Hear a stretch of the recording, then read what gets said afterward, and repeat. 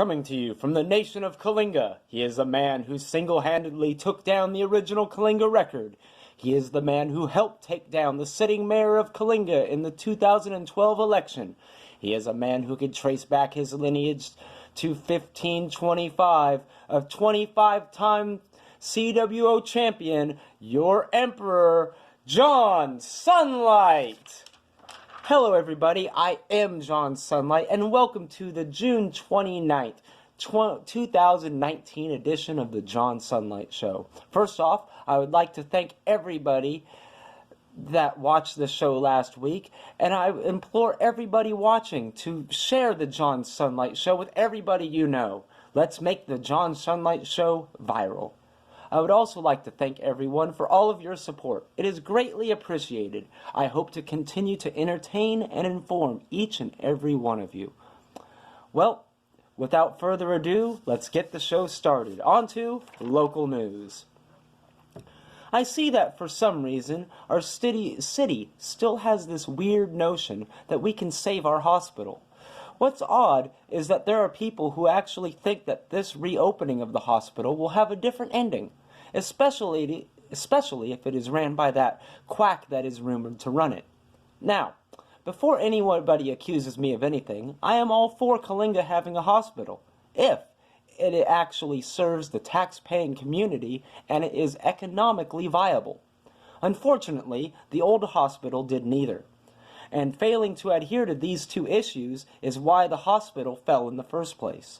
The first problem with the old hospital is the fact that they cared more for the prisoners in this city than they did the actual tax-paying citizens. I mean, how many of you went to the old Kalinga hospital for emergency care only to have to wait because they had to take care of some criminal scum first?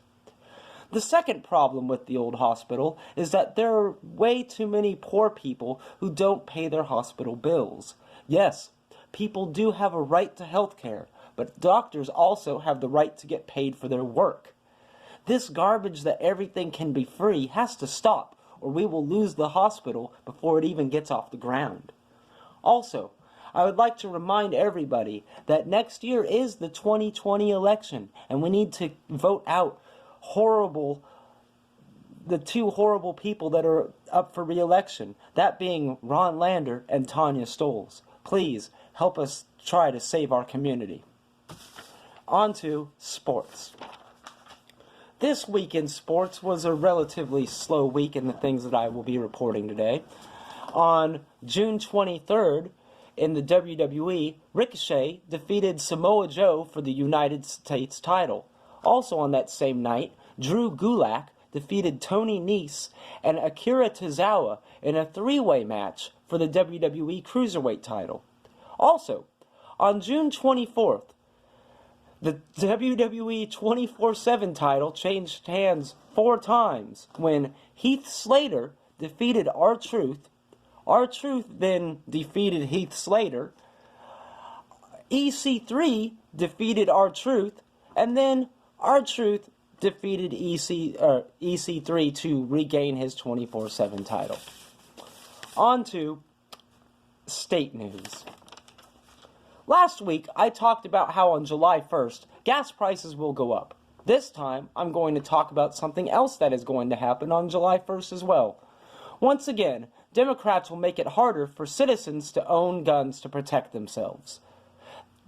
They want to make it harder and more expensive to not only own guns, but ammunition as well. I'm sorry, the Second Amendment doesn't say anything about going through background checks and have to wait weeks to own a gun. It doesn't say that we have to pay a tax or a fee to own a gun. It says there shall be no laws infringing on our rights to own such weapons. Period.